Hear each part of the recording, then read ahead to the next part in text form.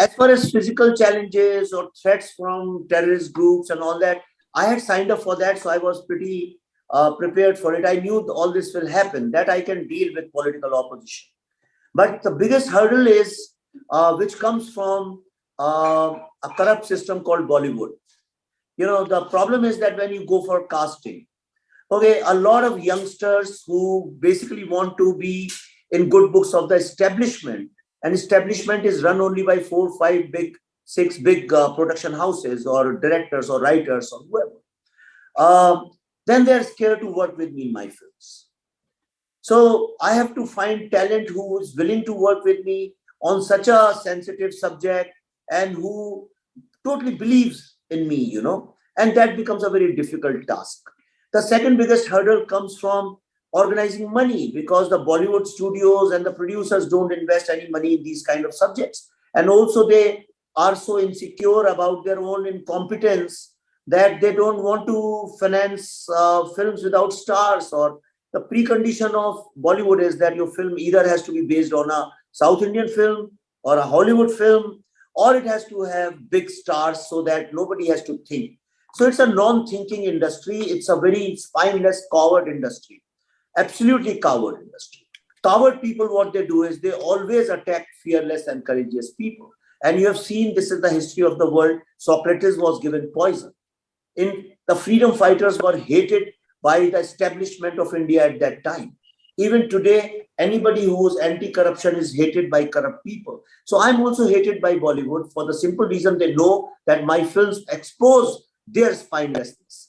So main opposition came from Bollywood and Bollywood media. Besides that, the people of India and the Kashmiri Pandit community has blessed me, given them me so much love that even 10 next generations, my children, my grandchildren, can never repay the kind of debt we have. You made Chocolate and Gold, which were your hardcore commercial pot boilers. And then, of course, you made the Tashkent Files. You are making the Kashmir Files. So was it a conscious decision to step into a more real world of storytelling? Of course, yes. Two things. I never planned in my life to become a filmmaker. I was in advertising. And then when I was in advertising, then Z asked me to make some shows for them, like these 2-hour telefilms. So I made a film called Chocolate. And that time Z's policy was, the creative policy was, they didn't want to experiment with the new ideas. And they were hellbent that we make films on established novels, popular, successful novels or successful Hollywood films.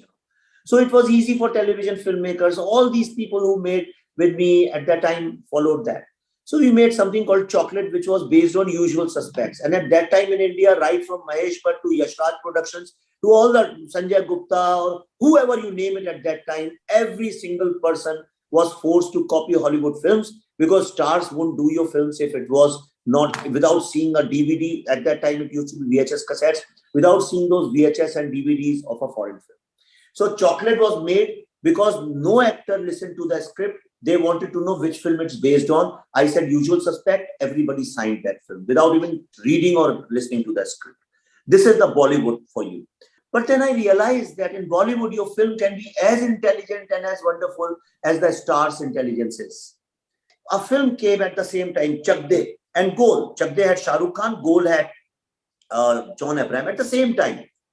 Both equally appreciated. But if you take Shah Rukh Khan and put him in Goal without changing anything, and take John Abraham, put him in Chak De without changing anything, the business will reverse. Goal will do business what Chak De did business what Goal did. Then I realized in these star-based films, story, idea doesn't matter. It's the star which matters. And ultimately, your film is as good or as bad as the star. So I said, I'm not going to work in this system, because it was not my plan to make movies. But so I left and I started teaching in management institutes, some top B schools, of the world. And that's where some students asked me to mentor them in a film, and we made Buddha in a Traffic Jam, and rest is history. And I decided I'll make films which are known for me. I'll make movies which are only the stories which only I can tell, nobody else can tell. I want this exclusivity on my creation. I don't care what kind of business they do. Even if I make a film in 10 years, I'm happy, but it has to be a Vivek Agnihotri film. And I've ensured in all my 3 films. Subscribe to Midday India. Get direct notifications on all our videos by clicking on the bell icon.